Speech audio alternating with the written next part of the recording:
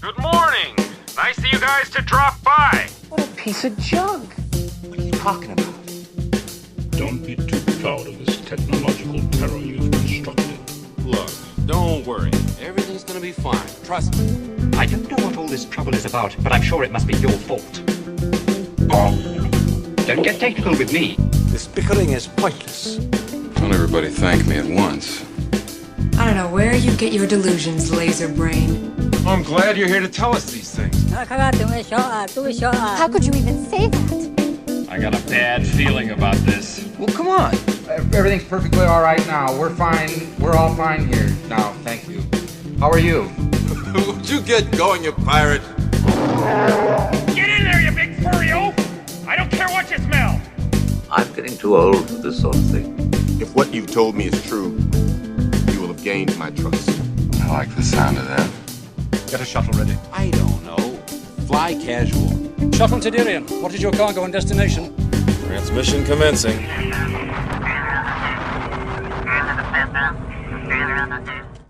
Hey everybody, thanks again for tuning in to another episode of the Shuttle Tydirium Podcast. We are the mothership of Casual X-Wing. Sometimes we find the mistakes so you don't have to. I'm your captain, Jim Chadwick, also known as Hey Chadwick on the forums. And I do have sitting next to me my co-pilot Phil. How you doing, Phil? Great. We're really honored today to have armed escorts from the Ewok Air Force. We have the 1st EAF Death Squadron flying escort with us. If you look out either the port or the starboard windows, you should be able to see a Ewok Death Glider on each wing of the Lambda shuttle that we're flying. And they've got sirens too, I just heard. Yeah, this is wave 12, right? Right. This is the latest in Ewok Death Glider technology. Excellent. Fantastic. All right, I can see the little rocks and everything on it. Yeah. Yep. It's all a little cold out there. So probably a good person to speak on it is our chief engineer, Biff. How you doing, Biff? Hey, I'm doing great. I was checking out these gliders before we left for the flight, and I have to say I'm really impressed with the fabric that they're using. It's as soft as a baby's skin. It's amazing. Impressive. Yeah. Looks like a leather. Yeah, and you know what? Ever since we got into space, I have to say that their discipline has been really, really extraordinary. I haven't seen them move a muscle since we got into space. Right. I do hope the sealant on those little glass bowls in their heads work for their air. Yeah, fish balls. Yeah. So, but that was all procured by our HR department. So, J-Bot, you're our cranky protocol droid. Why don't you tell us more about this? How you doing? No, I'm not doing too bad. A little under the weather. It's colder out there than I realized, but it's okay. The test pilots, the test pilots for our new Death Squad program, they're very highly trained. There's only a handful of staples needed to keep them on the wings during our test flights. But now that they've gotten used to that and their grip has gotten better, they're great. So I think this is probably going to be our bomber class set as our first one. So we've loaded them down with as many rocks as we can underneath their wings. The heavy attack. Yeah, these are the heavy attack guys. We're still working on the fast attack squadron, but I promised all the ones that signed up for this that I know they weren't really believing that their gliders could work in space, but we've seen and we've proven that other atmospheric only craft could actually do well in space. So once I showed them a couple of those footage from some of those ships in space, they were actually a little bit more cheerful about it and decided to give it a go. So I bet thumbs those up for our Ewok new Death Squadron. Yeah, those Ewok Punishers will really just make an impact when they really do drop their load. yeah, it's an interesting thing. So I think they're working on some cargo container esque type drops as well. So it's hard to tell sometimes whether we're dropping Ewoks or cargo containers, or if that's just casualties of our Death Squadron training. So, just probably not good to fly behind the Shuttle Tydirium really at any time. Just you never know what's going to come flying out the back of it. All right. So I'm glad we've got this escort. So just make sure to take a picture. I'm sure these guys will soon be like the old English guards outside of palaces that don't move. It'll be just like that. So take your pictures now before they get famous. All right. Now let's go ahead and dive into the captain's question that I have not forgotten about this time. Yay. So my captain's question is kind of really simple, but a bit open-ended. If you were really in the Galactic Civil War, which side would you take? You know, the rebels are always the good guys and idealistic, but let's be real here, because they don't really have a lot of job security or health insurance or things of that nature. So, you know, the Imperial can be cushy and safe and, you know, get you a nice retirement, etc. Or would you even just go for the highest bidder, like go for whatever corporation or scum would pay you, you know, to do what you do? So we'll go to Phil. If you had to do your job and had to pick an employer, which would you pick? Would you go for just whoever sold the highest bidding, or like a nice cushy government job with benefits? Or would you go for the idealistic work for the little guy, but But then you're probably going to die. You might not. Getting something accomplished. If you do it well, that's all rebels do. Maybe you're like a loader. Maybe you just load the ordnance. You just wait at the moon of Yavin. What could go wrong? I feel like I have a bit of an idealistic streak in me, so I might end up in the rebels. But if we're going to be honest, chances are that. There's a lot of people. There are more guys in the Imperial military than the Rebel military. You know what I'm saying? It's more likely that you end up an Imperial than anything else. Right. Yeah. I'd prefer to be a Rebel. I could even see like the scum could be branching out to just corporations, large, pay you well corporations. Mm-hmm. Be a mercenary. Yeah. So you don't even necessarily be like, oh, I want to be a drug dealer, I want to be scum, no, or a slaver. But you could say like, hey, I would just go for whoever pays me the most, to do my job. All right, So let's go to Chief Engineer. What about you, Chief Engineer? Okay, so I think I would probably be one of those types that like switched factions, if you will. Corporate nomad. I think that I would have been drawn to the Imperials from a technology and things being so regimented, but I think after so many years, I just would have gone crazy in the absolute adherence to processes, and you have to kind of be inflexible, if you will. You would go crazy about that? I thought that you lived for that stuff.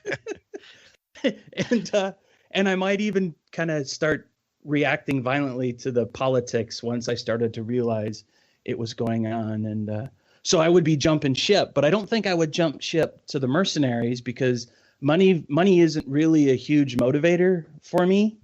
You dangle money in front of me and I don't necessarily react quickly. So I think ultimately I would wind up in the rebels, and I would be loving it because it's a little bit of that underdog mentality, and I'm usually always rooting for the underdog. And you have to be just constantly creative and having to deal with just whatever resources you have at the moment to accomplish whatever task is needed. So I think I would just be loving that. That kind of feels like what we do on the Shuttle Tydirium podcast. Yeah. Our tools are cobbled together. Making it work to us in a nutshell. Yeah. Really. So really what happened when Biff came on board is he did kind of jump from the very regimented thing to our shoot from the hip style of flying. Yeah. Yeah. The convulsions are only a couple of minutes now after each podcast. I'm getting into it. You've actually added some structure, some much needed structure, so that's good. All right. So what about you, J-Bot? Well, I'm also fairly idealistic in a lot of ways. I'm a realist, but at the same time, like it sounds crazy, but I actually have a lot of compassion for people. So it would be hard for me to kind of stick to that Imperial, as the joke came from something we'll discuss later on with one of the missions. Are they terror tokens or are they shock and awe tokens? It all depends on which side of the table you're on. So I spent the whole time saying, I can't believe they're terrorizing our innocent civilians. And he said, no, we're shock and awing your, terrorist recruitment centers. Uh-huh. But at the same time, I think it was Phil that mentioned that how many people end up in the Imperial side of it, just for how big it is. And I was watching a video, as funny as it is, right before we started recording.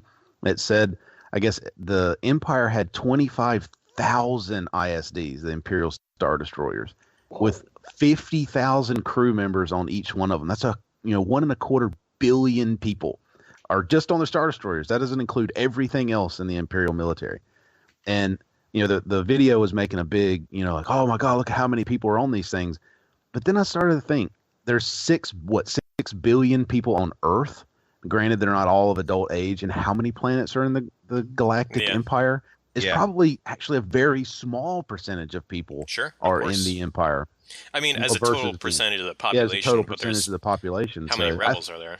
Right, yeah, and then you're like, wow, how small is the rebellion when you get down to it? But I think more realistically is I would end up as somewhere in, I guess, what you call the scum faction of just a working for random big corporation, because I think that's where I would be, is some lackey, some keyboard monkey in a large corporation with dreams of like, man, I really wish I could fight for the rebellion, but never actually going after it. Does that make sense? Like I can't believe what the Empire's doing, like whispering to my buddies at in the cantina, but not actually getting hyped up enough to go after side or the other. I think the rebellion is really like that. It's probably got more sympathizers and people that are willing to send off I'll send off a secret email, with some plans or something, or I'll warn somebody, or let this guy slide, and that's probably how the rebellion gets by so much. Not that it's got legions of followers, but it's got sympathizers that are willing to, bend a little.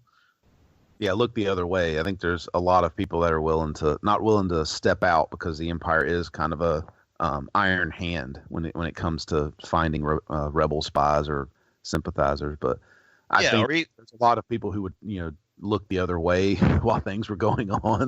There's also probably Imperial propaganda. Would probably be effective for at least a while in the galaxy. But it's probably. Yep. But it could be even like when it's your cousin Joey or your nephew Joey, and he's got all starry-eyed because he talked to some terrorists, but you'll help him out, him and maybe with one or two of his friends, but like that's it, You're not necessarily buying into the rebellion, but Joey, he's a good kid. Right. So that's kind of where I think I would end up in reality, would be working as some desk job that's nameless. Keyboard guy, looking at the rebellion like, I think they have the right idea, and not really liking the galactic government as it stands, but never really making a move towards one or the other. Movies start off with characters in exactly that position, Yeah. So I'm Keanu that's Reeves, who you are. is what I'm saying. I'm basically Keanu Reeves in the basically waiting for that call. Yeah, I thought about this, and I thought I knew what I was going to do, but I had something last night change my mind. So I feel like I've actually gone down the scum path and the highest bidder and just kind of gone and chased whatever was the most lucrative and, filled things best. But with so many layoffs and up and down and downturns, I'm kind of like security. I really like security. And I was thinking I was going to say, look, I'll join Imperials just to have like the steady paycheck with the benefits. I'll be like, that's where I'm at right now. I would love that. I thought that's probably what I would pick. Except last night, J-Bot and I were out at Cantina, and it was a crafty beer cantina. And God, here we go. They only had pale ales. Now, I'm a beer snob, but I like somebody beer. Find his restraining bolt now, fast. Yeah. I'll go dig around in the back. I'll just be quiet. I'll say that, like, in America, there's too many pale ales, and this got to the point that if you can't find anything but pale ales out there. It's like, we got Bud and all these pale ales. I like beers, but I hate pale ales, and I like good beer. And I can say, like, this is a good beer that I don't like, but it's got to the point that you can't find anything other than a freaking pale ale anywhere. Like 10 beers on tap, and they're all pale ales. I mean, freaking come on, have some variety. And I got irate, and I might have raised my voice to the waitress, more direct at the bartender. But yes, and so I realized that if I see something I don't like, what I consider injustice, I cannot sit still. Right. Shut up. That's the injustice. That's the injustice we were looking for here on this podcast. I'm a Libra. I don't care about the thousands you've killed, but damn it, I hate the Emperor's Choice and pale ales for crying out loud. I could probably let a bunch of things slip, and I'm just that way. There's certain things that set me off, and when they set me off, like a Thai Phantom or pale ales or whatever it is. It's just something, and it's going to set me off, and I just cannot stand it. I told him my brother makes. He started making beer. And I'm going to have him make a pale ale just so I can make a bottle of it. That's the Phantom Pale Ale, like the Phantom PA. Like, hey, guys, we're coming out with this a new Shuttle Tydirium Phantom Pale Ale just for Jim. It's filled with hate. And I don't think, like, I think logically I would want the safety and security, but I can't shut up, and I would not be able to stand for it, and I would end up in the rebellion, or as a sympathizer that got caught, more likely caught, because he would be yelling in a cantina somewhere. Right? Like, you tell that emperor that he can take his pale ale and shove it. like that. All right, get that. Yeah, Palpatine pale ale. Yeah, there you go. So I was thinking I was going to be Imperial, but I'm going to probably have to change my mind just based on last night's, because all right. So, by the way, if anybody is going to Gen Con and decides to buy us a beer, don't buy me a pale ale. I just won't drink it. I won't. But anyways, okay. Now, one thing that we had talked about that some people on the Facebook page mentioned, and still we're getting like more and more people. Like I swear every day someone new is joining up. So we're getting a lot of members. And someone posted on the Facebook page that some of the other podcasts have Patreon accounts, and they really pointed to the Gold Squadron one, which I don't listen to them, at least as of yet, or seen it. But apparently you can sign up, I think like per month or something, and they make alt art cards. And you can't sell these cards, but if someone signs up to donate money to your podcast, then you give them gifts. That's an acceptable thing to do. And contacting, these various artists and graphic artists and printers and printing these things out. And we know some of the sling paint guys to make tokens. So some of these Patreon accounts out there, it's a way to make money. And like on the first hand, we just kind of do this for fun, and we didn't really think about trying to get money or whatnot. But on the other hand, we always hear other podcasts that have better equipment and and things of that nature. And we always wondered if perhaps maybe we should do something to end up getting better equipment. And also we even thought about, it'd be so cool to have our own alt art cards. Like what if we could print off a Princess Leia as an X-Wing pilot, or our own upgrade cards, our own alt art epic cards. And Biff, you had one. What was yours? Yeah, we could do the nerfed Biggs. We can make him once around and be done with it. Right. So we thought about maybe doing something like this after Gen Con. But we also know it can be annoying if someone's always asking for money or to sign up for their special Give Us Money Club. And we don't really want to be that. But it could be kind of cool to have different stuff. So we would like your input. If you could let us know on the Facebook page or send us an email at theshuttletydirium@gmail.com. Just to let us know what you think, either one way or the other. And honestly, we're kind of on the fence about it. I mean, it'd be kind of really neat to do some things. And we wouldn't really want to do it just to kind of money grab, but it'd be neat to maybe have better equipment or something. Yeah, podcast hosting fees are coming up. Oh, yeah. We actually pay money to distribute this to you guys. Yeah. Little known fact. We do lose money. And we've been doing more stuff on the YouTube channel. So we haven't just putting out the old podcasts and breaking up and all, but also I did get a YouTube ready camera, and we've been making videos for battle reports, and we've been learning how to do things. And Biff Bits has got his segment out there on the YouTube channel. And we're learning, so we totally don't know what we're doing, but we're trying to figure it out. And Biff's gotten good at least because he's an engineer. Yeah, and now there's before we had the podcast episodes on YouTube for people who don't like to listen on podcasts and like to listen on YouTube for whatever reason.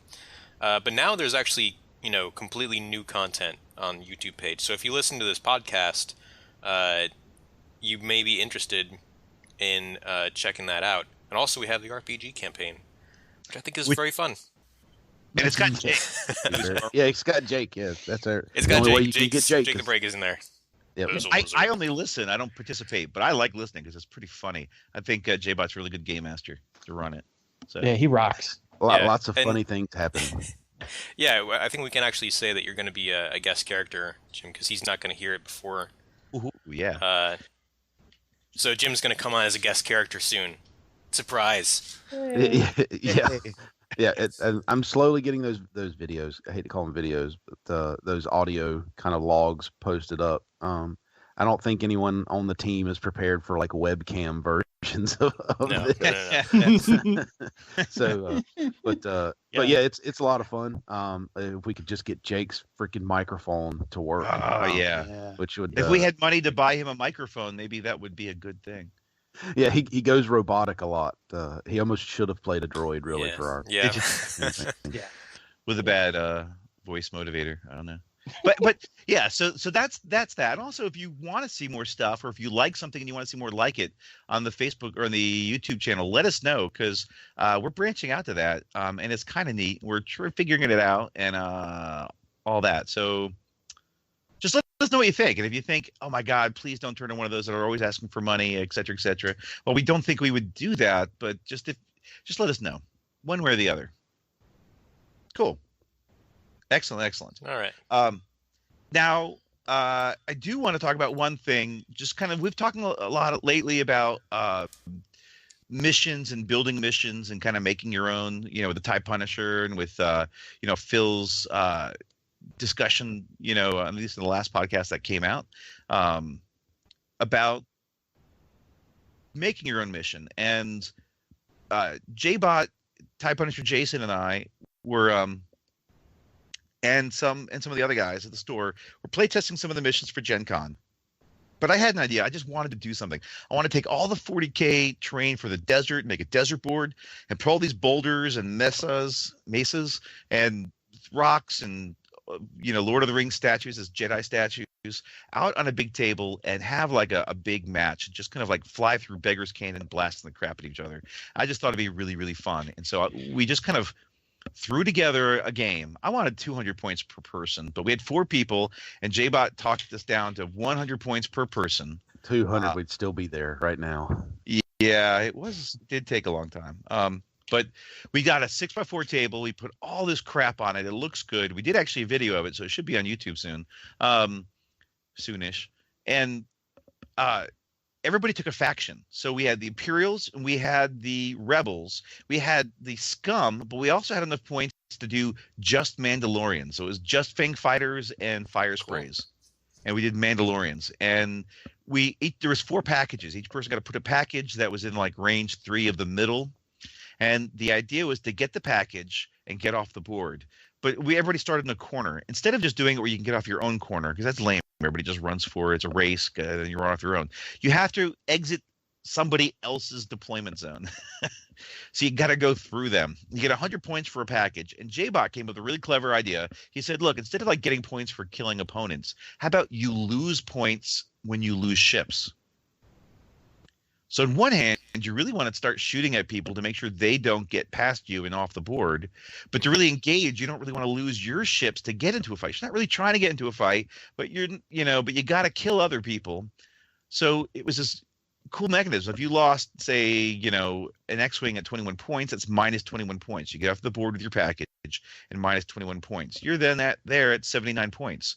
If somebody gets off the board with one package and didn't lose any ships, they could win. Unless someone gets off the board with 2 packages. Right. Yeah, the 2 package deal is the old. But you're pretty much going to win with 2 packages because there's no other way for anybody else unless somebody else gets 2 and doesn't lose a ship as well. Well, yeah. If you don't lose any ships and you get 2.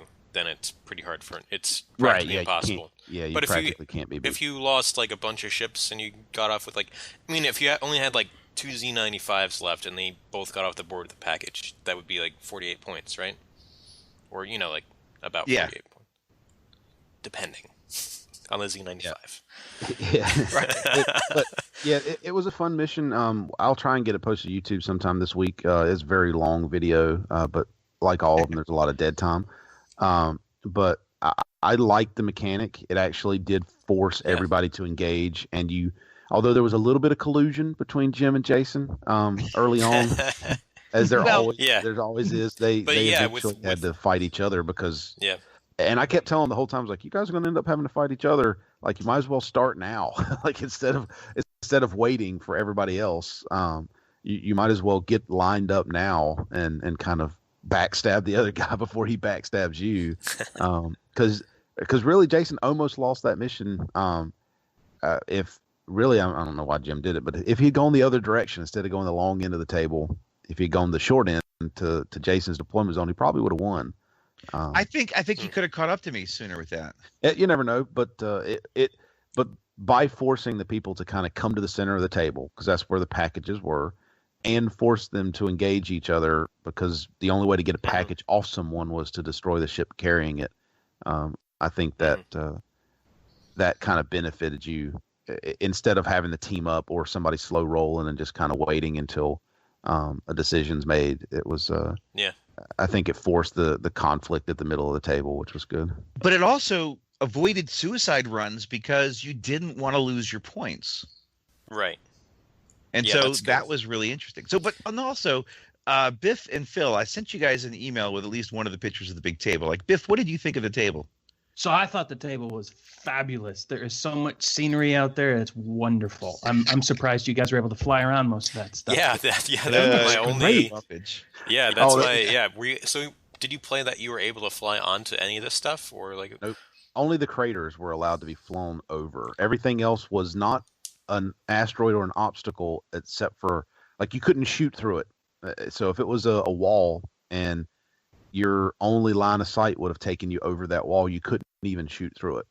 You could target lock and everything, but you couldn't shoot through it. You couldn't fly over it. And if your template went over it, you actually bumped it. Like, you would stop right where your template or your base touched it. Yeah. Yeah.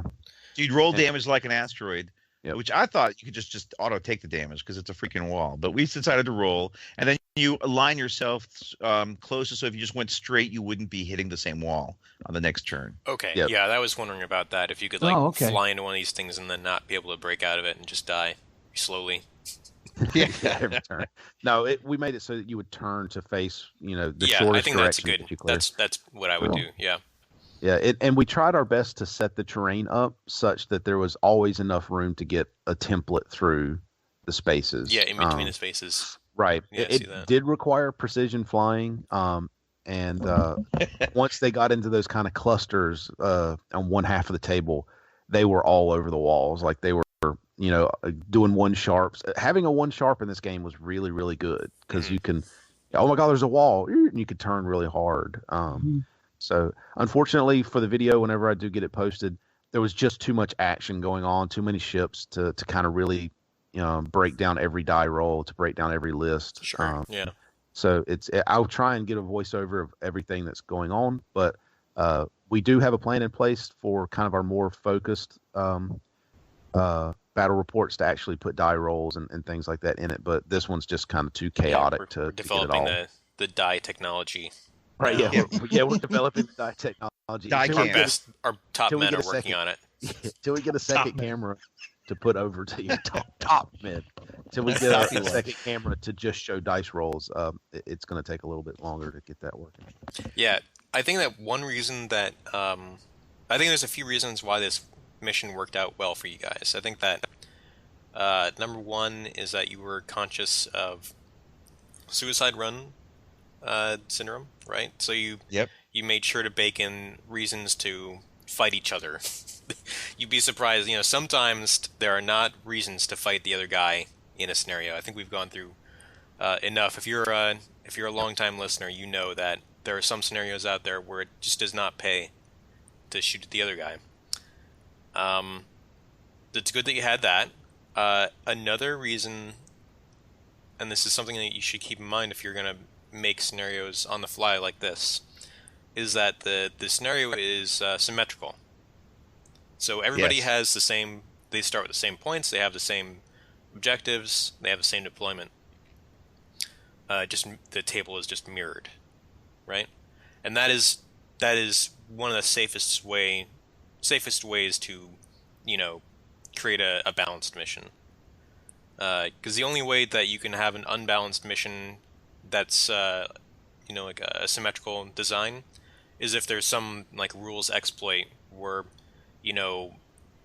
there's some interaction with like say if you had to pick up these boxes, these containers by spending a focus token from range 1, right? Just say then you could have some ships that generate like 3 or 4 focus tokens from a certain combo, and they could like grab up a whole bunch of cargo tokens and then fly off the board like super fast, right? Just saying, this obviously this is not the case in this scenario. Well, almost. But I mean that's the only having a symmetrical scenario enormously reduces the likelihood that it's going to be unbalanced. So let me even just say we had Scott, one of our newer guys in the area. He played Rebels. He had 3 A-Wings and an ARC 170. And the A-Wings blasted forward, grabbed his package, zipped it to the side of the board, and actually grabbed the Imperial package from Jason.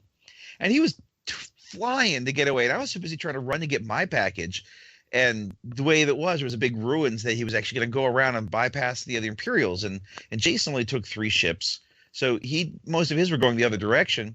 And I had to peel off some of my guys to go help take care of it because, I couldn't let him get off the board with 2 or else he was going to win. And so that kind of started the alliance with the Imperials just to focus on the rebels because we had to or else we would have lost. But the rebel player went too fast with his A-Wings and he went zoom, zoom, zoom. And 2 of them were like, they got too close to a wall. And there was no way, at least the front one with the package could not hit that wall. And it was when my other stuff, my A-Wing and my Mist Hunter came into the side and the TIE Bomber came in and we were able to nuke the heck. Because he hit, even if it was just like 1 round, I don't think we could have got him. But because he hit that wall and got delayed, it was just enough time to go in and smoke 2 of those A-Wings and grab the package. I think just as an aside, Jim and I joked about this last night. We always forget, and I think he did as well, that the A-Wing does not have a barrel roll. Yeah. I always get the 2 confused. I always assume that an E-Wing has a boost and an A-Wing has a barrel roll, and they're completely the opposite. It's weird kind of vision of the ships. I'm like, wait a minute, that should have a barrel roll. How does it not have a barrel roll? And if he had been able to barrel roll, he would have been perfectly fine. But he couldn't have boosted. He was stuck. Yep. So that's one of those things where I think all of us make that mistake at one time or another. You get this thought in your head that, oh, I've got a barrel roll, no big deal, and you actually have a boost, or vice versa. So it's not a rookie mistake, I guess is what I'm after. He's a newer player, but that's not a rookie mistake. We've all done that. I think I played against Jim and he had A-Wings and he was barrel rolling all over the place until we realized it's been a while. It's been because I don't play Rebels that much, and so the thing is, I would always expect them to have barrel roll whenever I play A-Wings. I wouldn't play them that much, but I've realized so many times that I've been cheating that I know now that I'm like, no, they do not have barrel roll. But it's taken been a long journey to get to that point because I Stand have back, played. People. We're professionals. Yeah, we are all over this X-Wing game. We don't make mistakes. Right. We do this on purpose to show I'm used to Imperials, they all have barrel rolls. I'm used to something fast and agile like the TIE Interceptor. It's just one of those things that I've gotten. Yeah. But I know it's been at least a year since I've made that mistake. There's 2 more cards I'm adding to the potential upgrade cards or A-Wing cards right there. Boom. So Phil, you got to be feeling pretty good right now. You're rubbing off on these guys. That they're making scenarios. Yeah. Yeah. and they're doing a pretty good job. Yeah. No, yeah, this is encouraging. Much fun. It was so much fun. I had a great time. Just like it was one of the best times. Like I had a fun time all day. I missed this past Thursday game night due to family, so it was really, really fun to kind of get a double long game. Yeah, and just as an aside, I know this is a crazy aside. We were playing on our normal table for anybody who has been there, but it's the back table in the place. Over to our right, Saturday tends to be the day every couple of weeks where they do war games like Flames of War, 40K, that sort of stuff. We're having a good time laughing, even though I'm getting my butt kicked in one of the missions we'll talk about later. We're still having a good time and laughing about it. Over to our right, or my right, at the Flames of War table, there was not so much happiness. Like they were, one of the guys was annoyed and like, I can't believe you didn't say that in the setup and you didn't do this, that, and the other. You could feel the hatred from that side of the room. And it wasn't a tournament. It was just, a bunch of people playing a nice casual pickup game. It was an old grognard, an old war gamer, Yeah, anger and hatred and, rules lawyering and a lot of time spent in a very thick rule book. And as much as I like those games, I had to feel happy that we were at our little silly little casual game and those guys were berating themselves the whole time. It didn't feel like they were having fun. There was one guy at some point. There was one guy, old grognard. I'm sure he was ex-military. It was military games. You do things by the book to a certain way, etc. And if he didn't realize a certain scenario or that these other infantry were dug in, well, that would have required a different tactic and approach. And so he got all bent out of shape because, he did things by the book, and that I've seen that happen to some of these old military grognards, and also. There was a rule about getting something right and how many machine gun shots did he get, and that was SDF, SDF 251, which blah blah. Oh wait, you're right. Here's what he said, but he got a bit bent out of shape at exactly how many shots were fired, and so some of them were having fun. But there were a few that were. There were a couple out of it that having fun, but one bad kind of rotten apple was spoiling it for half the people over there because he was that sucks so insistent. Yeah, and so I do think that there is a nice piece of the X-Wing world that as hateful as some people can get, and I have seen that at when I've been around tournaments. In the casual scene, it tends to just be, okay, yeah, whatever. You might get upset or annoyed that you're losing or that you're getting your butt kicked, but it's never to that anger. I mean, it did feel like there was some anger going on at the table next to us, and it because that kind of saps the energy of everybody around you that you're playing with. So, just try not to be super angry when you're playing X-Wing because it doesn't deserve it. It's as much as I complain, it is a simple game that is a lot of fun. Yeah. Cool. I do think the X-Wing, out of all the various games I've played, has probably the most easiest going player base for the most part. If this is like your first board game and you think that I'm crazy, then you should try other games. Or maybe not, because if you just go watch them every once in a while. Yeah. All right. Excellent. So with that, we should move into, I think, maybe the main segment, which, Phil, do you want to talk about it? Sure. So tonight we're going to take the first official look at the first round of missions for the Gencon narrative. We're going to be looking at first mission is going to be Terror Campaign. And then the second will be Communications Net. But so let's... Before we get even too much, we don't have a little intro music, do we? For the Gencon narrative? Yeah. Now we're talking about this segment. I did not prepare music for the Gencon narrative ahead of the time.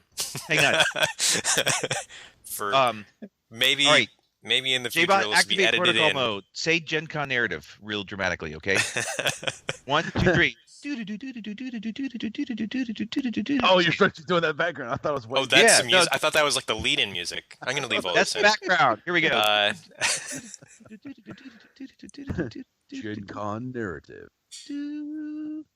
All right. Jim, your music is. We're not. Jim, stick to your day job. Yeah. All right. Now, Biff, do you want to talk about even some of the base requirements? Kind of just like what are you not allowed to take with these particular missions and in the overall campaign? Yeah, we've got a couple of items that are strictly forbidden for being used. And, I myself have been in violation of that from time to time. There's going to be a lot of unique pilots will be not available that are more from a thematic standpoint. So characters like Darth Vader, Han Solo, the big A-list big people. Yeah, there you go. The A-list will not be available. Right. What about crew like C-3PO or R2-D2 as an astromech? C-3PO is A-list. He's out. Yeah, Goldenrod and R2-D2 gone. You can't have them. What about Vader crew, not the pilot? Also out. The Emperor crew card? Also out. All right. So all the names from the movie people. Right. There's a few. Then those are out for thematic reasons, right? Maybe the Emperor Palpatine might have been, troublesome for balance. Maybe not. But guys like Luke are out, not because Luke is tearing it up in the X-wing, but plus the Emperor's not going to be tooling around in a Lambda shuttle attacking rebel bases. He's just he's out for thematic reasons.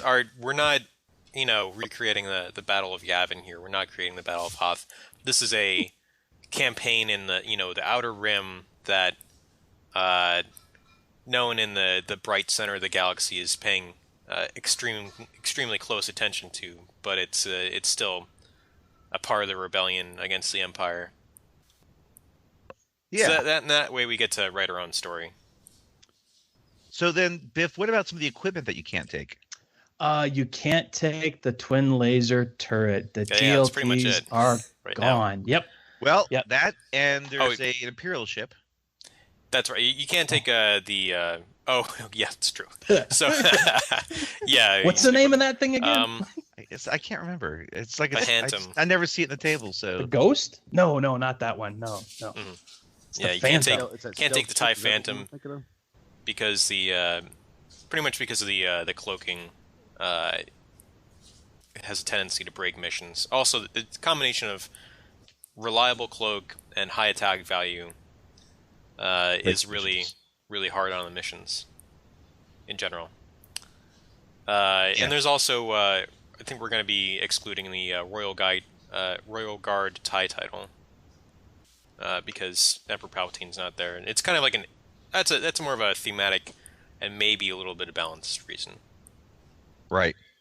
Because why would a Royal Guard not be guarding the Emperor and defending a depot? Yeah, it's a little weird that the Royal Guard is out in the corner of the galaxy, hanging out. Yeah, and that is pretty much the extent of the ban list. There's also Episode 7 era ships are going to be disallowed also, and characters. So right, Ray, Finn. No Resistance or First Order, no General Hux, no BB-8. Right. Just because they're not around, it's not their fight. Exactly. And captured TIE. The modification captured TIE. Yes, the captured TIE modification. Well. Yeah, you can still have a Rebel TIE fighter, but you can't have the captured TIE modification. And that's the one that forces that where you can't be attacked except under certain conditions, because that would definitely break some missions. Yeah, that is not cool for missions. Yeah. Right. So with that's some of the background of what we're going to go through with some of these, and also with drafts. So everybody. You want to go into it, Phil? Yeah. So basically, what is going to happen is everybody's going to make a short draft list. So you're gonna pick a bunch of unique characters, pilots and crew. You make a little draft list, and then everybody's going to give us those at the start of the event. And if you get to a certain pilot or upgrade card first, then you get it.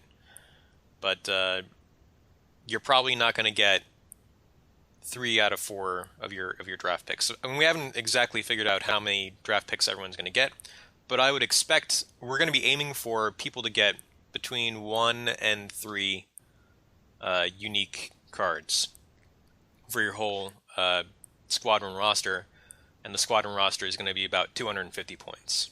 Well, one thing that I think is interesting about even strategy with that is you could always go for the really, really high name ones like the Inquisitor or something, but you could also decide to go for the unusual ones. Like I'm going to go for like Dark Curse, or I'm going to go for... Yeah, if you put Dark Curse as like your first draft pick, you're almost definitely going to get them. Yeah, Red Line or Death Rain and Red Line. And, easy. Yeah, or some of these TIE Advanced pilots, the mid-level TIE Advanced pilots, those guys are going to have a higher pilot skill than most of the other generics, which is what you're going to be facing. And some of their abilities are pretty darn cool. So, they're not Darth Vader or, Juno Eclipse, but like your chances of getting them are going to be pretty high. And you're also going to be facing mostly generic pilots, because not everyone else is also going to be pretty restricted in terms of how many unique pilots they can field. It's another thing to think about here. So one of the mid-level unique pilots might be a lot better in the context of the Gencon narrative than he would be in the context of the normal game. And I admit that when I play missions, and you're also tight on points for these missions, and I like to think, I've found in my experience, having more ships on the table often is a good idea. Maybe not as cheap as you can get a swarm, but having, sometimes it's better to have more decent ships as opposed to one big ace, and these kind of pocket aces, these mid PS guys. And they're also, sometimes their abilities really, really do well in missions. They're not the most killy efficient, but they are really helpful. Right. So expect to see a lot of those, really.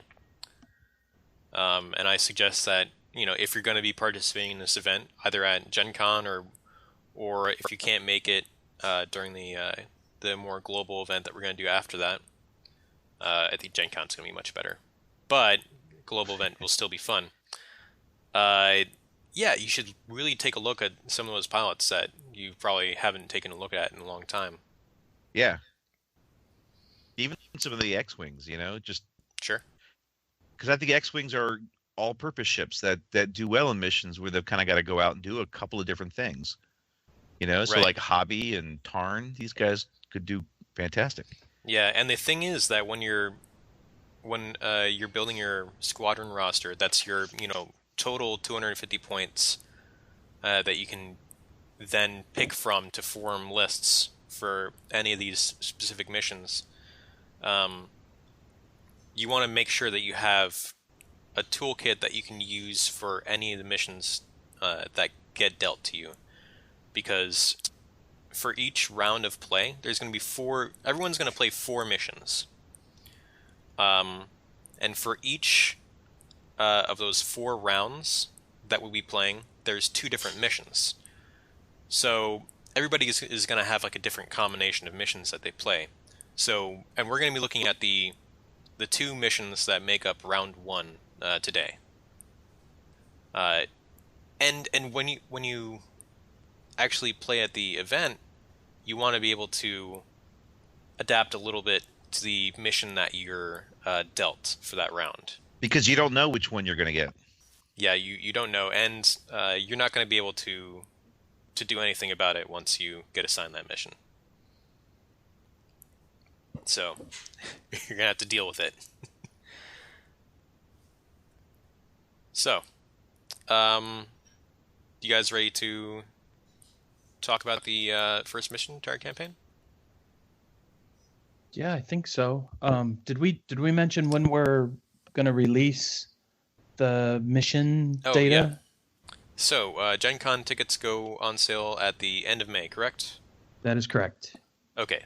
We are planning to release the mission packet and I think the general rule book, the main rules, 1 to 2 weeks in advance. So about a month after this podcast airs, probably.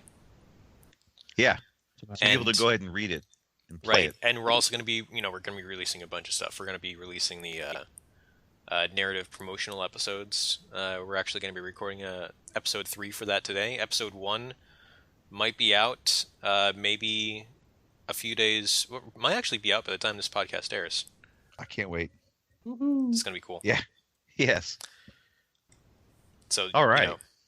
Get excited. So people will be able to play before Gen Con, be able to play with the missions. And certainly we would like to have any feedback because there is a chance we may have to make a few tweaks. I mean, we've been beating on these things pretty well, but we may have to make a few tweaks as we go along.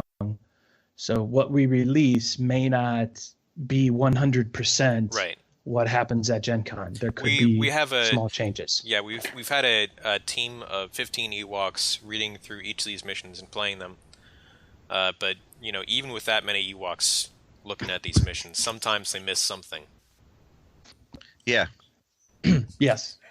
Good help is hard to find. We've had to use wooden ships because they keep eating the plastic ones. Right. Well, they look delicious. So should we go through? I know J-Bot. I don't know, because if we're going to be reading later on, you don't want to do the dramatic reading. I mean, I could if you want. Oh no, I think we should honestly save that dramatic that reading for later. Okay. With you. Unless y'all really want to go through it, I'd say we save it. I don't know that we want to overbear anybody with a lot of detail yet. Yeah, it's fine. Basically, the story for this mission is that the Imperial forces are attacking a city that they know has been sympathetic to the rebels.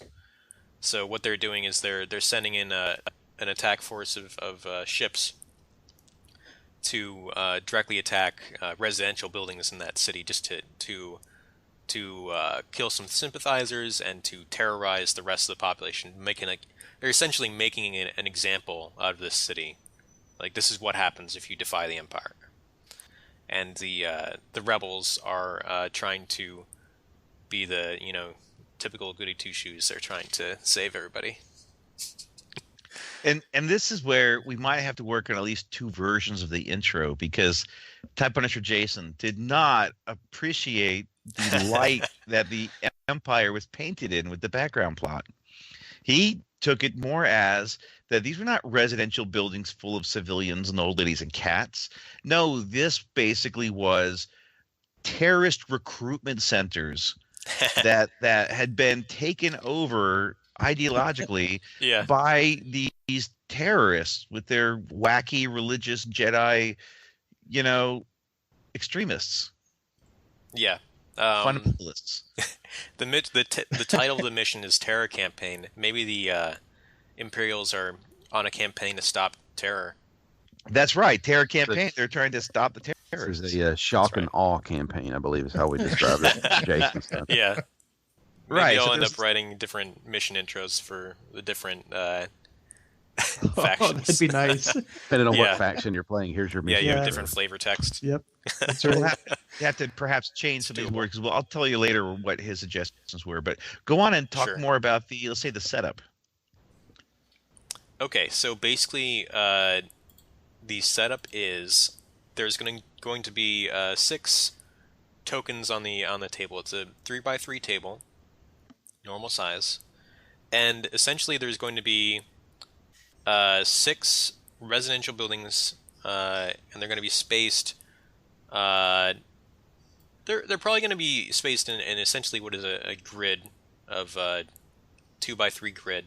Yeah, rows of 2, one on the Imperial side, one on the Rebel side, or we're 2 on the Imperial side, 2 on the Rebel side, 2 in the middle. Yeah, they're all going to be like about range 3 from each other.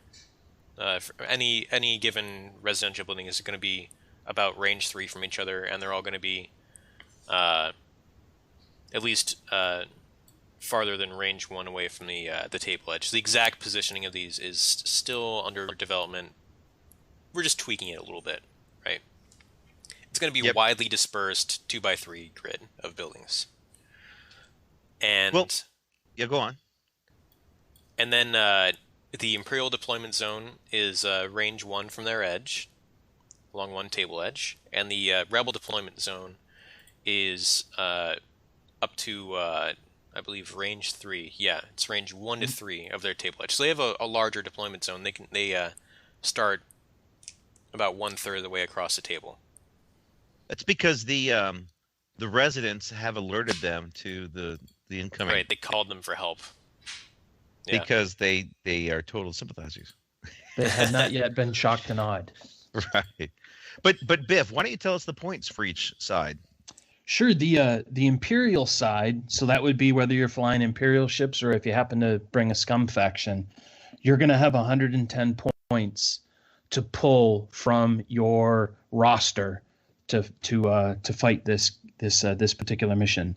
The Rebel side, so you could be scum and flying for rebels, you're going to have 100 points that you can pull from your roster to fly this mission. Right. And scum can be subbed in for either or both of these factions, essentially. Depends on who they're working for. Right. So why do the Imperials have more points than the Rebels? That doesn't sound balanced. Tell us why. Oh, yeah. I know the reason why. It's a decision I made. Basically, what is happening in this mission is you have... am I calling them civilian tokens? Or, Yep. Or population tokens. What do I call it? Okay. Yeah, essentially you have 3 tracking tokens that represent civilians on each residential building on the table. So there's going to be 18 of these tokens total in the game. And that is one of the ways that you get your points in the mission, is by claiming one of these tokens. Now, the Imperials can get one of these tokens, with scare quotes, for points by shooting at a residential building that still has civilian tokens on it. And basically what happens is they make an attack roll, and that can be with a secondary weapon or a primary weapon. But when you roll the attack dice for that roll, you can't modify your attack dice in any way. So you say not modify the attack dice in any way. Does that mean I can use the target lock and re-roll them? It does not. It means that you cannot do that. What about a focus to change an eyeball to a hit? You cannot do that. What about a proton torpedo that changes an eyeball to a crit? That's a part of the weapon, doesn't that? That is modifying the dice. The only thing that you can do that's not modifying your dice to increase your chances is there are some abilities out there that let you roll an additional die, and that is not considered. What about the ones that let you just add damage? So, for example, the Protectorate Starfighter that just adds, I think it's one of the name Fearlessness adds the damage. Adding results is modifying dice, I believe. But yeah, that's correct. Yeah. Yep. Yeah, so it's pretty much what you roll is what you get. And it doesn't sound like a very efficient way to damage a building, and that's true. But basically what happens is if you roll at least one hit result, then you get to take off one civilian token. So you could roll. What about a crit result? Crit results do not count, and that's basically that's a mathematical thing to make the exact chances for the probability of taking a civilian token off. It's just for that. There's no thematic reason why a critical hit wouldn't count. That's a purely mechanical move. Yeah. I'm just asking the questions that I know people out there. Oh yeah, definitely. It's definitely a question people ask. So you could roll one hit and remove a civilian token, or you could roll 3 or 4 hits, but you would still just remove one civilian token. And once you have a civilian token, you take it and you put it by your cards, and you get points for that at the end of the game. So that's how Imperials get their civilian tokens. But what happens to the rest of the residents in that tower that are left after that attack? Yeah. Okay. So when you as an Imperial you attack a tower, no matter if you take a civilian token off or you don't, you are going to be placing another token on that tower. It's going to be a critical hit token representing a terror token, and while a building has a terror token, the rebel player is not going to be able to remove the civilian tokens. They're all too scared and they don't want to go anywhere. So that kind of leads into how rebels get their civilian tokens. But can I say that there's been a suggestion by some of the playtesters that instead of calling it a terror token, we call it a shock and awe token. That this shocks and awes the terrorists within their bunkers, so that they don't just run and flee. That is the Imperial goal here. Not shock and awe, not terror. But they're the terrorists. Just reminding them. Terror.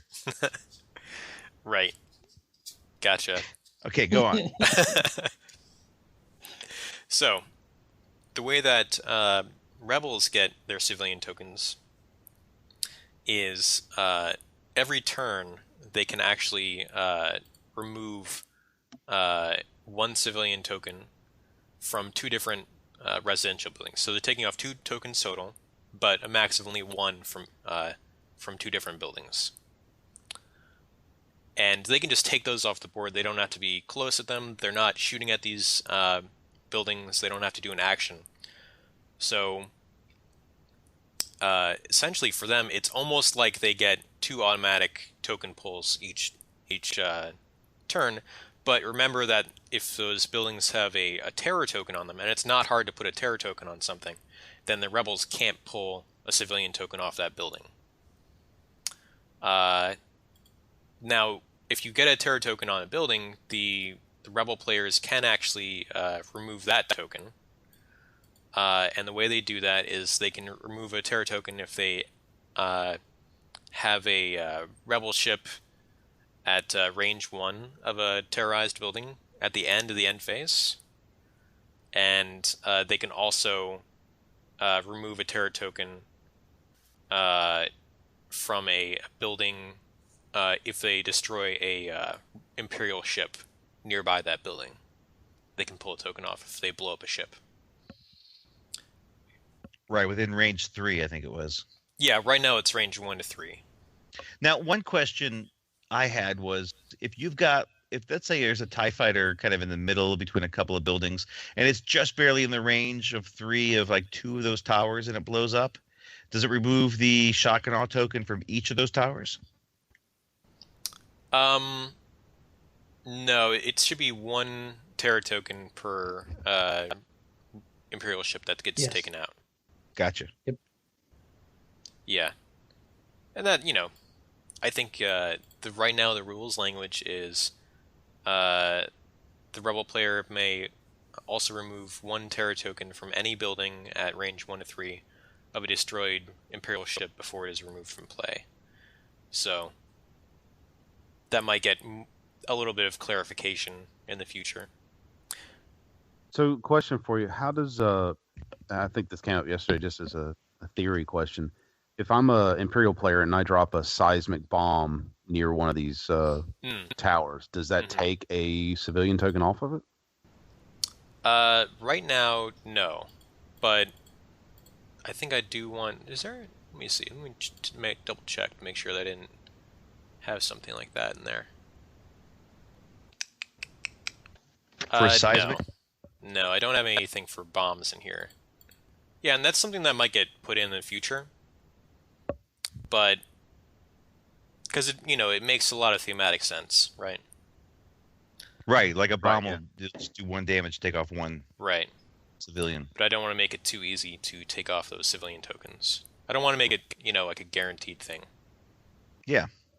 Yeah, in a way you'd have to dedicate, without getting into crazy detail, you couldn't really do it more than a handful of times on the whole game, just by the limited number of bombs you could actually bring into one of these. Right, and then you'd have to dedicate, a significant portion of your squadron roster to bombs and bomb carriers. Yeah. Right. I do like the idea of having to roll to determine whether or not you're taking a civilian token off of a building. So, if the bombs don't have a die roll associated with them. Yeah. But the other thing is like cluster bombs would also be, it's a lot of dice to be putting on a.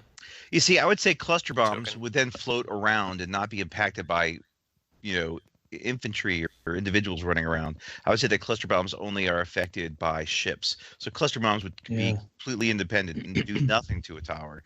But I could see, because one of the things about dropping a seismic is it damages everybody in range 1, including any of your own ships that are nearby. So yeah, I mean mines and bombs are tricky. They aren't in the rules right now. So I'll have to think about it. Yeah. There's pluses and minuses to them. I mean, definitely the thematics of dropping a bomb on civilians is right there. But now it's a matter of how do you deal with the mechanic when it's not native to the bomb itself to be rolling a die. It's an automatic thing, which is kind of what I think we don't want to have in this is an automatic. You're taking a civilian off. Unless you're balancing that, which is the point some of you guys are bringing up, you're balancing that with that there's an effect on the player that's receiving the token. He's taking damage. But when you're dropping bombs, that's usually not automatic. Yeah. Or whether it's like inconvenient to bring bombs in general. That could also be a factor. But it's harder to really test for. Yep. We could talk about this later too, though. So. Yes. Yeah. It's important to say that at this stage, the missions are certainly not final, but there are plenty good enough for us to be talking about. I don't think that this mission is going to be changing in a dramatic way between now and the final release. No, it seems very close to final. It's more just these little details so that they're explainable, and anybody kind of downloading the packet of these doesn't need to constantly like, is this what he meant? Is this what he meant? I think that's where we're at now. It's just making them as easy to digest as possible. Right. We have made a lot of changes and et cetera to make it a lot more balanced. This one I think took a bit of tweaking, but I really feel like it's gotten it's pretty good.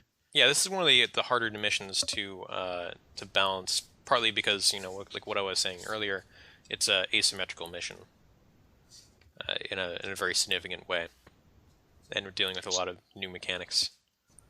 But I like this mission because on one hand, the Imperials are kind of wanting to have more ships, but at the same time, the more ships, like if you get lots of cheap ships, you get more shots at more towers, but it also makes a lot of these cheap ships are easier to blow up. And that when the Imperials lose ships, not only does it reduce the the shock and awe token, but it also ends up reducing points because you lose points for your side. Right. Yeah. There's two factors that come in.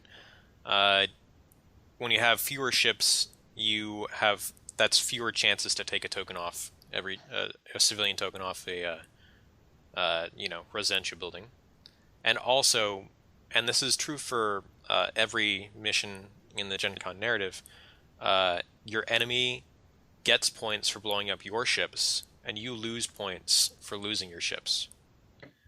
So, there's a significant point swing for losing a TIE fighter. And it's something you have to definitely keep in mind, that it is not cheap to lose a ship. And it also makes it, if you load one ship too much and you happen to lose it, then, because they could just concentrate fire and take out like a really big, you would load out something with a lot of goods, then there's a chance of blowing up. Yeah. So I find a nice balance. Yeah. And conversely, the Imperials have more points than the Rebels in this mission. It's not a crazy Imperial tactic to try to engage the Rebels decisively before really concentrating on the residential buildings. And the way we set up with the shock and awe tokens, you can't take off because of that. Because I've seen the rebels just kind of focus and move in one giant gang and destroy piecemeal the Imperials, but by doing this, they can't take off the various tokens. And if you've got Imperials that are zipping all over the place, shooting each round at different towers, you're gonna be able to really take off a lot of population. Yeah. So, but at the same time, it's interesting because if you focus too much on shooting the rebels are going to remove the population every round. Right. And each civilian tracking token is worth 10 points at the end of the game. So why don't you describe end of game conditions while we just it's also something that's important. So instead of a normal X-Wing game ends when you either concede or the other guy loses all their ships, right? A lot of missions end when the mission objectives are fulfilled, right? So when you're playing like Dagobah Trench Run, the game ends when you get a successful torpedo in the exhaust port, right? Or you're running out of time and you haven't forged blown. Or when you'll run out of time. You've got no more proton torpedoes. Right. These missions, they don't end when the mission objectives are fulfilled. They end when when one player doesn't have any ships left on the table. And that could be because their ships got destroyed, or because their ships fled off the board edge. And there's a distinction between the two here that's not normally present in a standard X-Wing game. Normally, if you fly a ship off the table edge, it counts as destroyed in a standard game. Here, it doesn't count as destroyed. So your enemy doesn't get points for it, and you don't lose points for it. And if it's a unique pilot, that pilot survives. Whereas if they were shot down, then you lose the pilot. And if you survive a mission, you get veteran status. You get +1 pilot skill. Right. And if you survive 2 missions, you can get upgraded to a unique named guy. Exactly. Yeah, generic pilots that survive a mission get a pilot skill bump of 1. And if they survive another mission after that, you can then draft a unique pilot who also flies that type of ship, and add a unique pilot to your list halfway through the narrative. Which is pretty cool. So you really don't want to lose guys. Right, you want to be careful. A good player will be trying to fly ships off the board before they die. In a lot of cases, maybe not in every case, because sometimes it's going to be worth it to keep that ship on the board. Maybe your opponent guesses that you're going to fly off the board, and you swerve back on at the last second, maybe take another shot. There's layers to this, right? But every game in the Gencon narrative only ends when one or both players don't have any ships left on the table. And in this scenario, if that happens, because you might one way to game the scenario might have been as the rebel player, right? If we had told you all the rules now and that was it, then the rebel player could put all their ships at range 1 of their board edge on turn 1 and just flown everything off the board edge. Yeah. And the Imperials would have no tokens and they wouldn't get anything, right? But the way the rules work is any tokens that are still remaining on the board at the end of the game, when i.e. when one player's ships have all fled or been destroyed, any tokens that are still on the board get added to the pile of the player that still has ships on the table. And if both players leave the board at the same time, for example, like if ships are destroyed by simultaneous fire, then any tokens left on the board go to the rebel player's pile, because the there's no Imperials to kill them, and they safely evacuate. Or Fell's Wrath. Fell's Wrath! OP.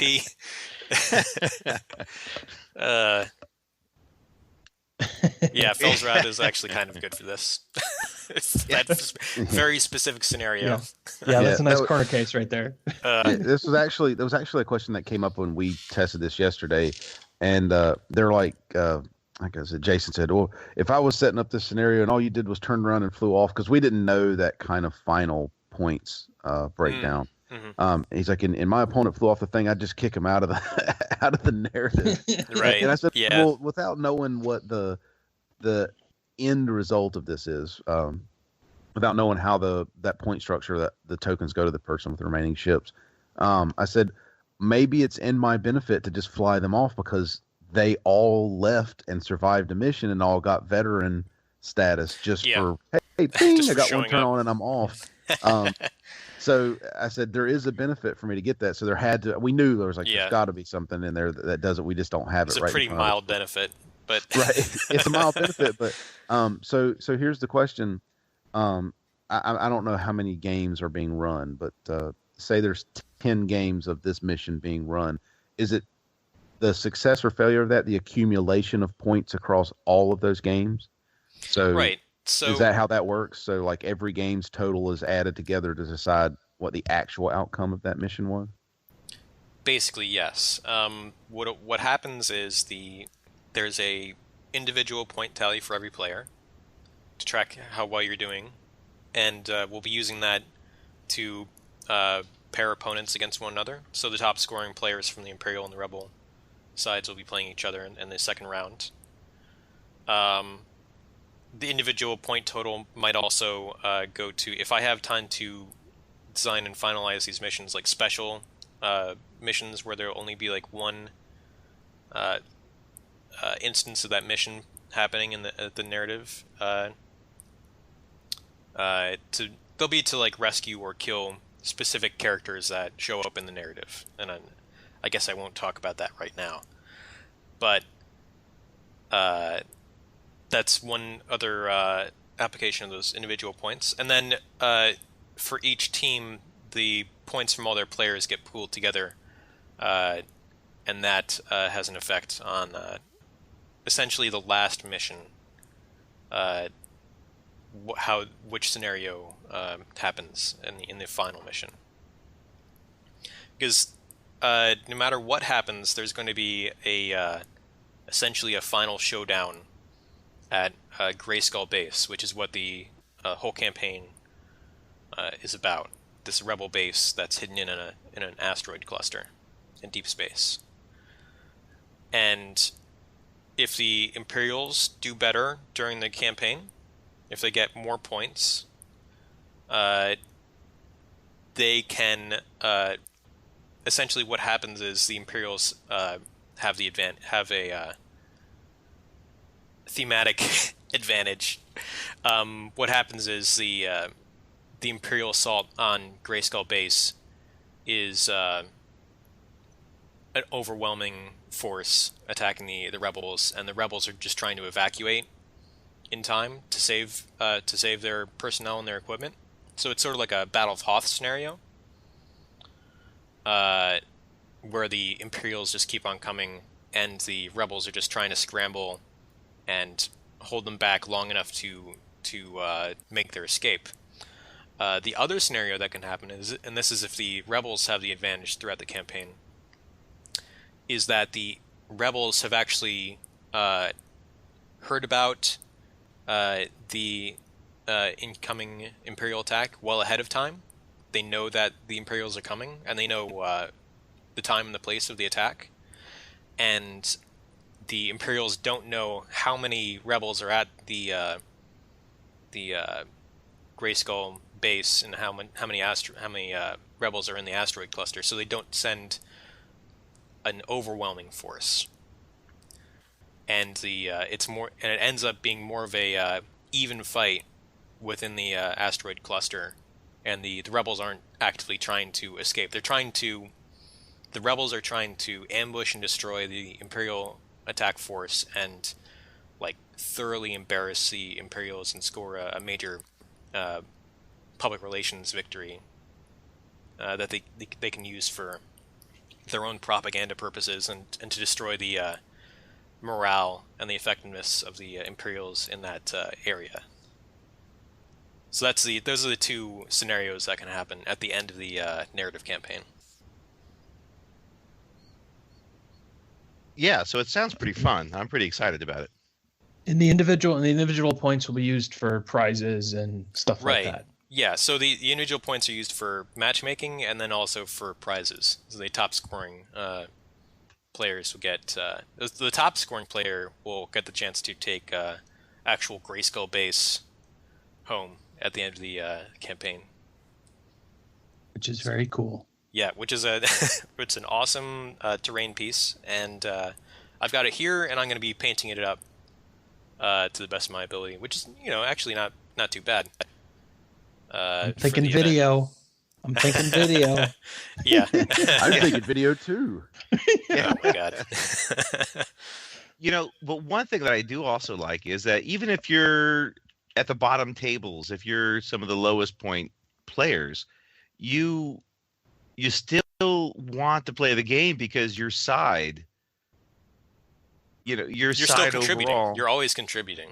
Right. Yeah. If you're going to be playing against people at the bottom tables as well, so that if you happen to, win, and win even marginally, you'll be putting points to your side, which could just be enough. Yeah, absolutely.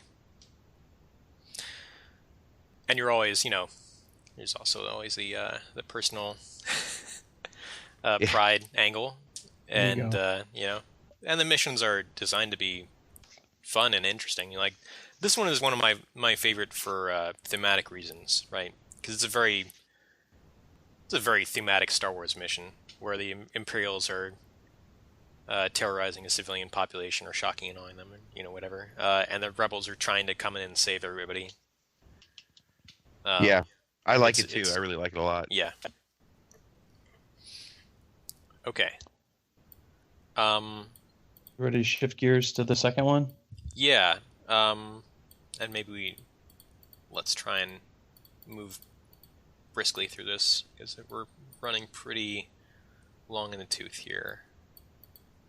And also, if we want to record episode 3 of the Gencon promo, need to move quick. Okay, so the second mission in round 1 is called Communications Net. And basically what is happening here in terms of story is there's a deep space Imperial communications relay, which a rebel agent within the Imperial command structure has arranged for the security to fail on this communications net. And the rebels are headed there with a small group of starfighters, and they're going to essentially reset the security and slice into the Imperial network. Meanwhile, there's an Imperial patrol that hears about the security failing and is diverted to prevent the relay from falling into rebel hands. And the two forces have like a meeting engagement at the communications relay, and that is the scenario. So basically, both sides are going to be trying to take control of these satellites that make up the relay. The mission setup is there's going to be, I believe, 6 satellite tokens in the... there's going to be 6 satellites on the board, and those are the satellite tokens that you get, I think, with the core set.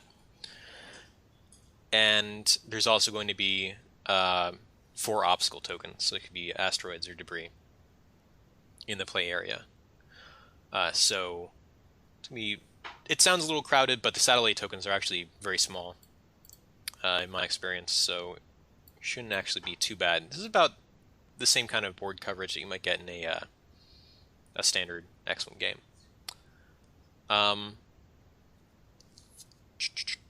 And this scenario is more of a symmetric design. The Rebels start with 100 points, and the Imperials start with 100 points. And they're both essentially trying to do the same thing. They're all trying to get close to these satellites, and they're trying to take control of the satellites, and they do so via a special action, which is called the slice action. Basically what happens is, if you're at range 1 of a satellite, you can do the slice action, and you essentially put a target lock token on that satellite that's paired to your ship. And at the end of every round, whoever has more of those slice target lock tokens on any given satellite takes control of that satellite, and it falls under their control.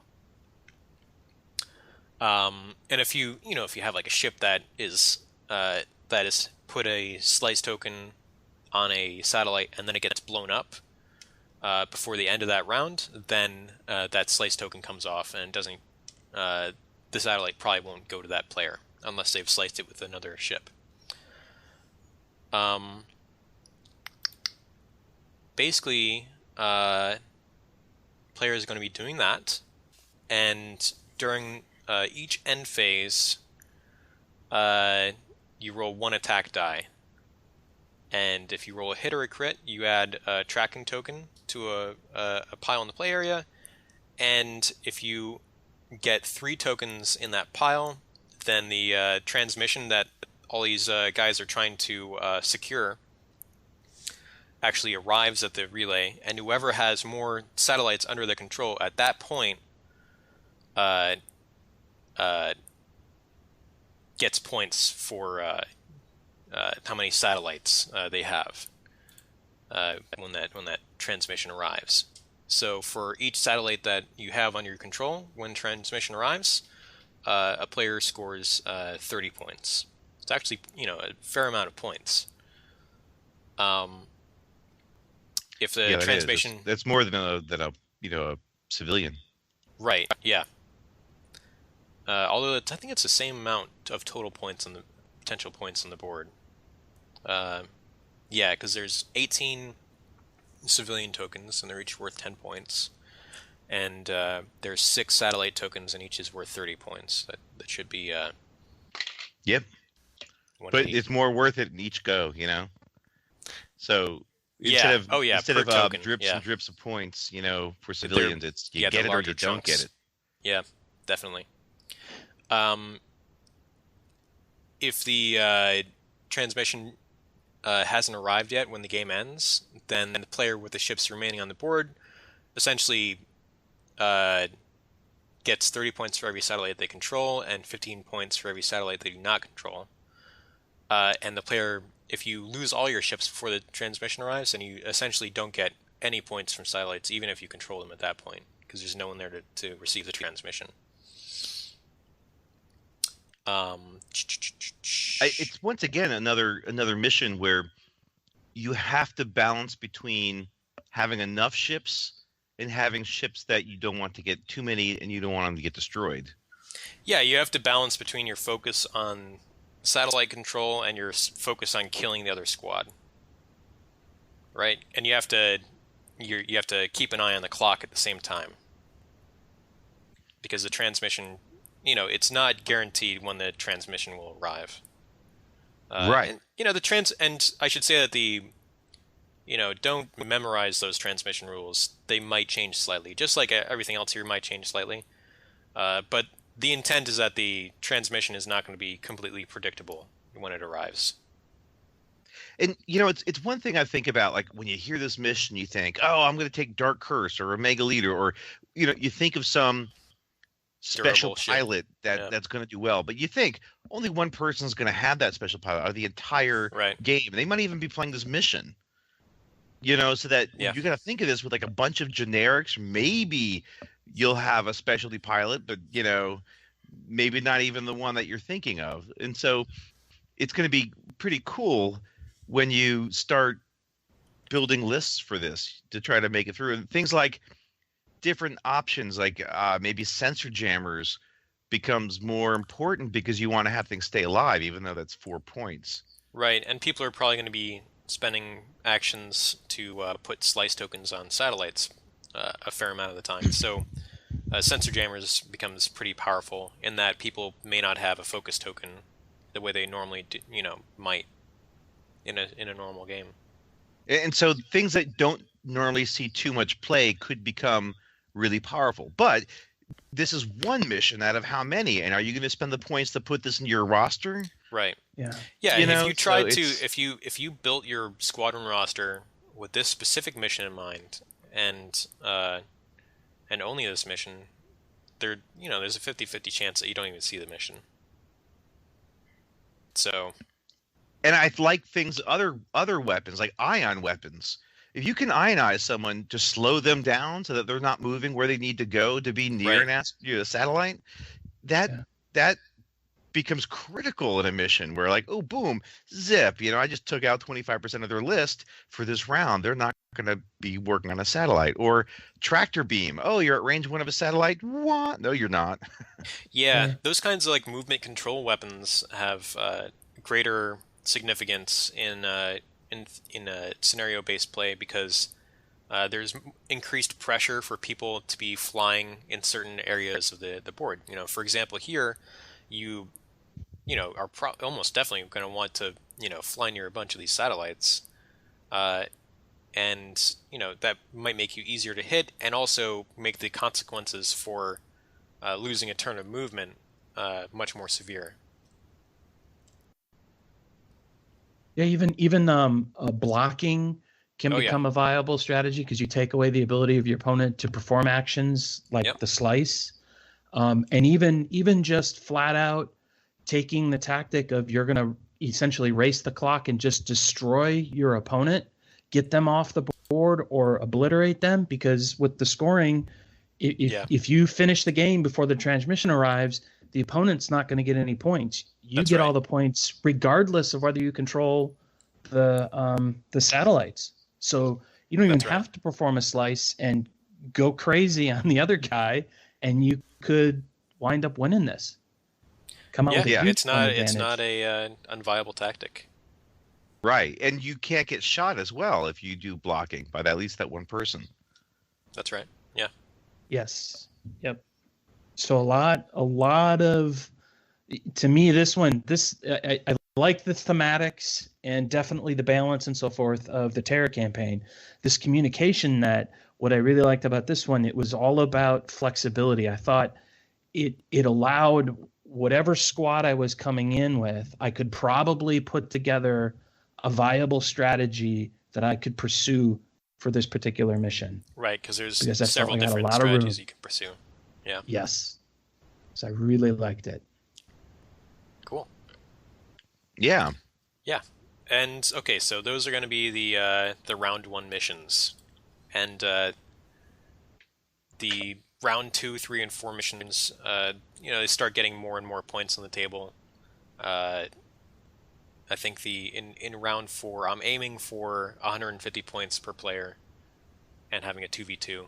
A fairly epic battle at every table, but hopefully not too much for people to handle. Yeah, I'm pretty excited about these missions.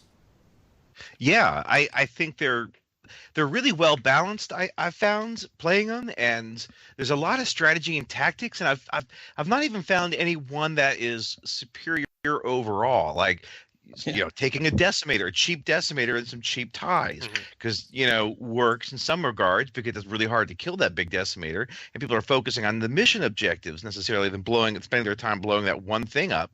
But then sometimes going with lots of cheap ships, but then sometimes that backfires because if they get killed too often.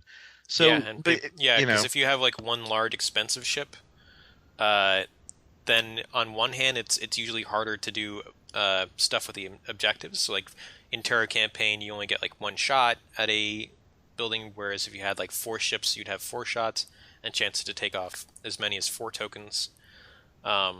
And in this one, you would only have 1 slice action as opposed to like 4 slice actions. But on the other hand, it's much easier to safeguard the points that you've invested in that ship, because you'll probably have a chance to make a run for the board edge before you're destroyed in a larger, durable ship.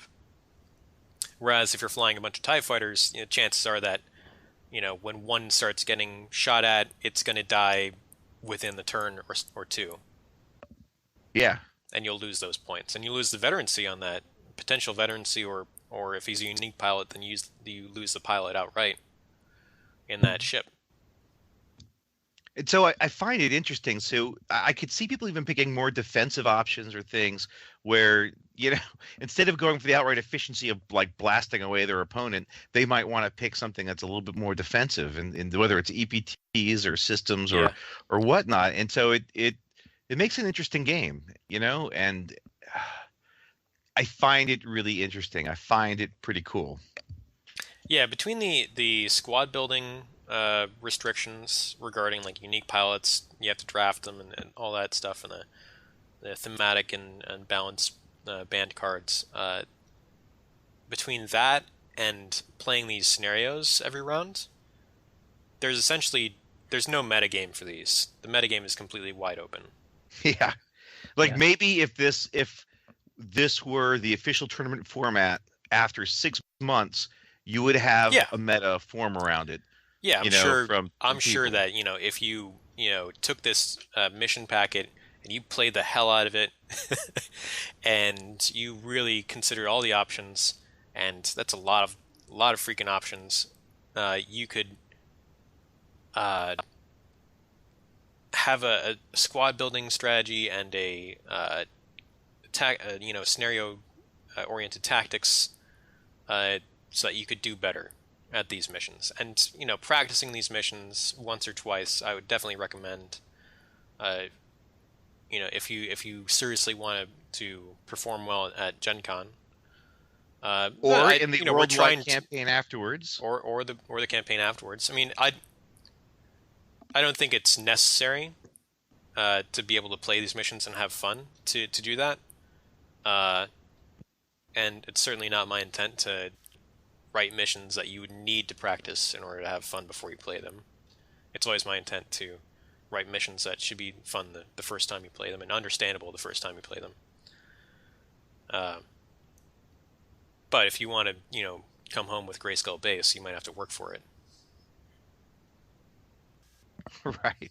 Or one of the other really cool things that we're going to have. Yeah, that's right. There's going to be other prizes too, but the Grayskull Base is going to be most awesome. Yeah. Very cool. So with that, if we're going to have time to record the narrative, we might need to go ahead and we should wrap it up and get to Endor a lot faster. All right. So hopefully this was a good episode for everyone. Talking about missions, we talked about just on the fly making up a mission and kind of balance it, and we had a lot of fun. We just if you've got 40K material laying around collecting dust at your local game store, pull it out, throw it on the table, just to have a bunch of stupid fun. I had the most fun in a while with X-Wing doing that Beggar's Canyon thing, and hopefully we'll get the mission up for it. It was hysterical. I loved it. You guys could have accomplished the same thing with a bunch of Schultz shakers and cans of soup, and it would have been just as much fun. I mean, it was great with the scenery, but I mean, geez, just raid the kitchen and you would have been able to come up with that same kind of layout. So kids' toys, duplex planet, you're just flying through. Awesome. Yeah. Yep. Yeah. And hopefully these missions sound interesting for either Gen Con or the worldwide campaign afterwards. Just try to play these out. Try to play some missions that are just different, that you don't have to come up with, just to try out something. And hopefully, you find these balanced and they sound interesting and it intrigues you to try them out. So excellent. Great. All right, guys. Once again, let us know about the Patreon, which we're not going to do anything until after Gen Con, just because that's going to occupy us. So that's in August. But if you've got some thoughts on it, one or the other, let us know, because we want, we would like to not have to spend money to do this overall, just out of our own pocket all the time. But we don't want to be annoying and then be, give us money, which we don't think we would. And we also like the idea of giving out cool alt art cards as a possibility. Right. Yeah, and so, Ewok tokens and Shuttle Tydirium themed tokens. Yeah. And yeah, I mean, I was thinking about a bunch of different rewards that we might do. Like maybe one reward might be we review your scenario design, or another high-level reward might be I design a scenario for you, according to your like type punishment, Jason. Yeah, like a type punishment. Yeah, exactly. Yeah. Or maybe we ask your captain's question or review your B team, that kind of thing. So if you're interested in that, if you think those are cool rewards, just let me know. If you think they're crappy rewards, you can. Yeah, I guess you can. You probably just keep that to yourself. It's fine. Yeah. We think you want to interact with us, but we're not really sure about that. Let us don't feel know, obligated to tell us that you don't like us. Well, you could actually. I don't mind hearing it. You could tell me if you don't like us, and you still say Though if you're this is the end of the episode, so if you actually sat through an episode and you want to tell us that we sucked, go for it. I'll take it. I'll take it. But anyways, that's our particular episode for this week. I hope everybody had a good time, and stay tuned and watch the YouTube channel. Yeah. You good, J-Bot? Yeah, man, just really tired. All right, Ewoks, take us away. Cool. All right. All right, so we should go change our shirts.